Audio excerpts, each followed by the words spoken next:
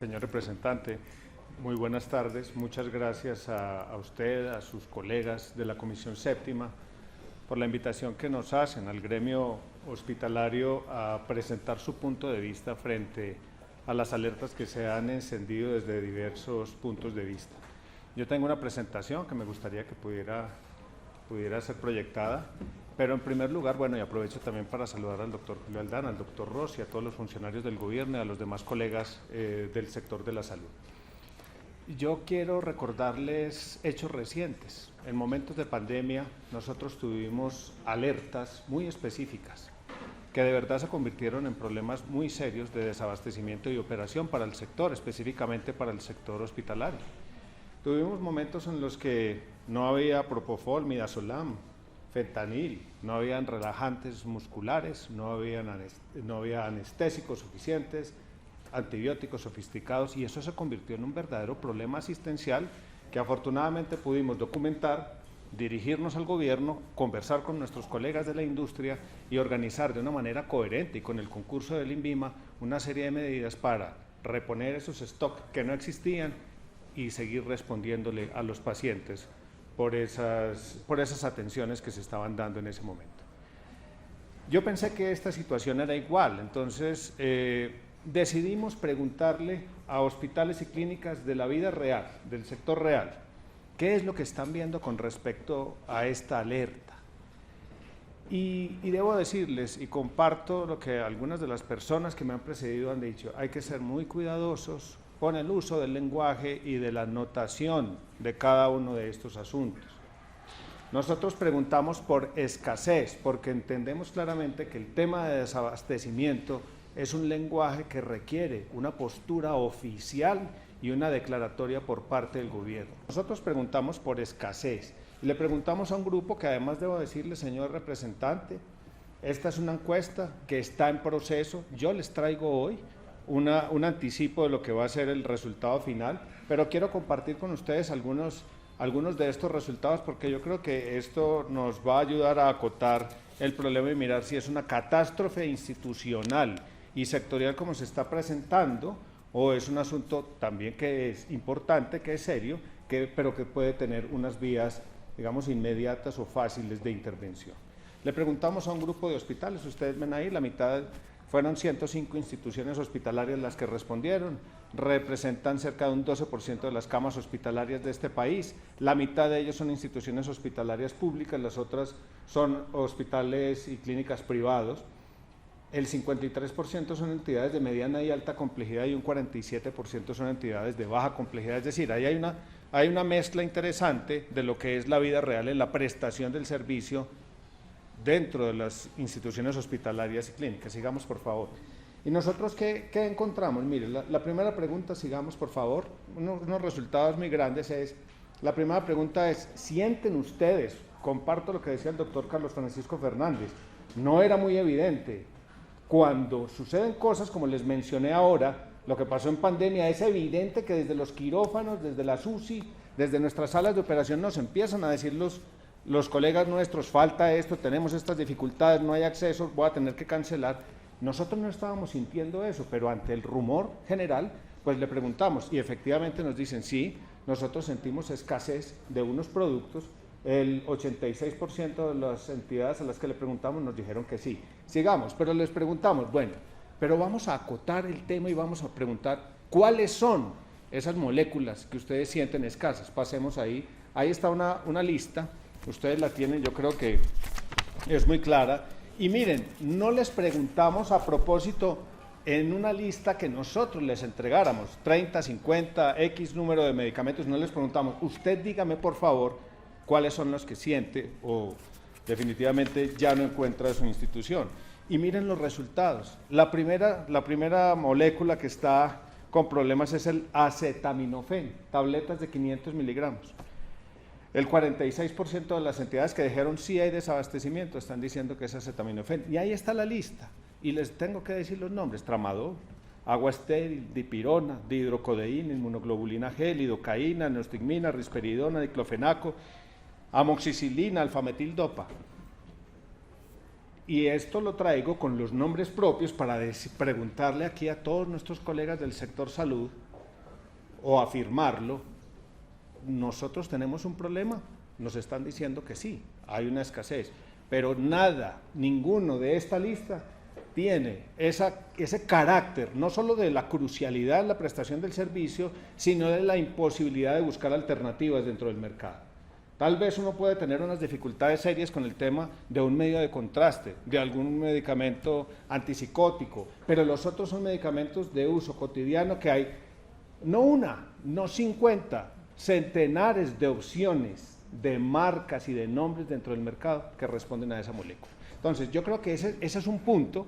Vuelvo y les digo, no tengo la verdad completa, esta es una verdad que opera para ese grupo, pero es una luz que se enciende para responder la pregunta que nos estamos haciendo acá para tomar una decisión posiblemente de política pública. Preguntamos por el tema de cuánto tiempo, cuánto tiempo tiene de reserva, porque es que si vamos a hablar de un desabastecimiento inminente o de una escasez, yo tengo que decirlo en días. La unidad acá es, me queda tantos días en el stock para que se me agote, de acuerdo al uso histórico que yo tengo de esos medicamentos. Ahí ustedes encuentran las cifras. Carbonato de calcio está definitivamente en 0, pero el resto, miren ustedes que la mayoría de las otras moléculas dentro de ese grupo de las 15 están para 1, 2, hasta 3 semanas de existencia. Es decir, ¿esto para qué lo traigo? Para decirles, hay una posibilidad de pensar en alternativas, de poder tener algunas maniobras y de entender la causalidad para poder llegar a un tipo de soluciones. Les preguntamos a estas mismas instituciones, ¿será acaso un tema de precios, de costo de adquisición? Y ahí ustedes tienen unas respuestas que son bien interesantes. Cuando se ha presentado en el pasado este mismo tema, nosotros hemos visto que cuando hay, por ejemplo, brotes de especulación, de acaparamiento, usted encuentra que los movimientos de los precios están en 400 o 500%. Miren los valores porcentuales de incremento. Sí hay unos incrementos que yo calificaría de leves y moderados en los precios. Esa es una luz que se enciende ahí en la observación para que INVIMA, para que la Comisión Nacional de Precios de Medicamentos, para que el Ministerio pues observe y pueda convertir esta mirada de un grupo en una mirada del universo. Esa es una de las, digamos, de las utilidades que le veo yo a la presentación de estas cifras. Ahí parece que hay un efecto, pero no puedo afirmar que sea general ni que esta sea la causa real o última para que se presenten este tipo de situaciones dentro de lo asistencial. Pero miren ustedes que, sigamos por favor, el asunto no lo preguntamos solamente para los medicamentos, porque, pasemos a la siguiente, porque a diferencia de lo anterior, cuando yo les digo que hay unos temas con ciertos medicamentos que son de uso muy frecuente y que tienen muchas opciones, pues uno dice, bueno, pues hay alternativas, pero aquí sí les quiero llamar la atención porque nos causa preocupación el tema con insumos y dispositivos, porque a diferencia de lo que les acabo de mencionar, aquí este asunto, si lo podemos denominar lo crucial que puede ser para la prestación del servicio, la escasez de dispositivos como los catéteres de toda índole, sí nos puede a nosotros presentar un problema importante para la prestación adecuada de muchos de los servicios que nosotros hacemos, específicamente dentro del servicio intrahospitalario de internación de pacientes. Aquí ustedes ven una lista. Catéteres, el 60% de las entidades encuestadas nos dijeron hay dificultades con diferentes tipos de catéteres. Por supuesto hay muchísimas, decenas o centenares de referencias están acá dentro de este estudio, no las voy a presentar aquí en esta tabla, pero hay de todo tipo, cánulas, tubos endotraqueales, agujas, máscaras, jeringas, en fin.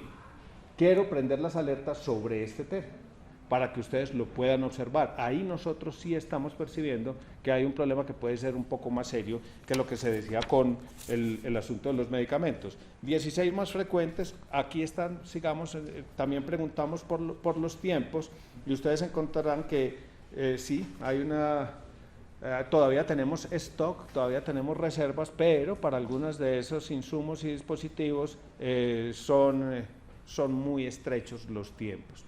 Sin embargo, hay algunos que todavía están por encima de 2 o 3 semanas, dan un poco de tranquilidad para pensar y actuar, pero hay algunos que están por debajo de la semana. En este grupo que fue consultado, que nos tiene que llevar a nosotros a buscar algunas alternativas en el inmediato plazo. Preguntamos también sobre el tema de precios, que es la siguiente diapositiva, y ustedes observan que los costos de adquisición están, inclusive sí hay unos incrementos, pero miren ustedes que son aún, los máximos están por debajo de lo que estábamos viendo en el lado de los medicamentos, unos incrementos del 42, del 34, del 25%, que si bien son reales y se están presentando, pues no pareciera ser de entrada como la variable explicativa central de este asunto. Entonces, quiero pasar a la siguiente, que debe ser la última, diciéndoles que les preguntamos también, pasemos la siguiente por favor, le preguntamos a nuestras instituciones hospitalarias, a los responsables de estas áreas, bueno, ¿cuáles son las razones que se pueden aducir para esta situación? Y ellos acá, y esto casi que tiene que ser entre comillas, es una lista muy larga, pero estas son las respuestas. Ellos a su vez le preguntaron a la industria o a los laboratorios o a las farmacias o a los operadores en los cuales ellos hacen la adquisición de los medicamentos, ¿cuál es la causa de esto que estamos nosotros observando? Y ahí ustedes encuentran algunas de esas razones que ya han sido mencionadas acá, lo pongo entre comillas: escasez de materias primas, aumento de precios por varios factores, tasa de cambio, costos de transporte, incremento de las materias primas o problemas en importación y nacionalización de los productos. Esta es una respuesta extractada de lo que a su vez le responden las entidades que le hacen la venta de los medicamentos, insumos y dispositivos a las instituciones hospitalarias. Yo termino ya y cerramos la presentación diciéndoles, miren, aquí hay unas luces que se han encendido. Nosotros desde el sector prestador de servicios estamos teniendo estos hallazgos. Este documento queda disponible para ustedes, pero no es el definitivo. Esperamos tener unas cifras de una muestra mayor, de un número mayor. Creemos que en una semana vamos a tener de pronto el doble de reportantes, que les puede dar a ustedes una potencia mayor de esos datos para la toma de decisiones. Pero me preocupa mucho que creemos una sensación, cuando se usa mal el lenguaje de desabastecimiento, creemos la sensación que de verdad, por lo menos desde el sector hospitalario, nosotros no estamos en un colapso. Estamos presentando unas alertas, las estamos cuantificando para que las autoridades tomen decisiones y para que el mercado y toda la industria nos ayude en la búsqueda de esas soluciones. Tenemos reservas, son escasas, pero hay opciones para manejar. De todas maneras, es una señal que se ha encendido, que nosotros la hemos cuantificado, le hemos puesto un poco más de forma para que se pueda tomar decisiones en conjunto. Este documento también, señor representante, se lo vamos a entregar mañana a la señora ministra Carolina Corcho para que ella tenga este insumo, entendiendo que no lo publicamos aún, lo traemos acá a esta sesión como un borrador, como un asunto preliminar, como un documento preliminar, pero va a tener una madurez que espero sea en el corto plazo para seguir aportando en la búsqueda de un diagnóstico claro, que debe ser el primer punto, y con un diagnóstico claro podamos tener un tratamiento eficaz de esta problemática que estamos viendo hoy. Muchas gracias. Doctor Juan Carlos.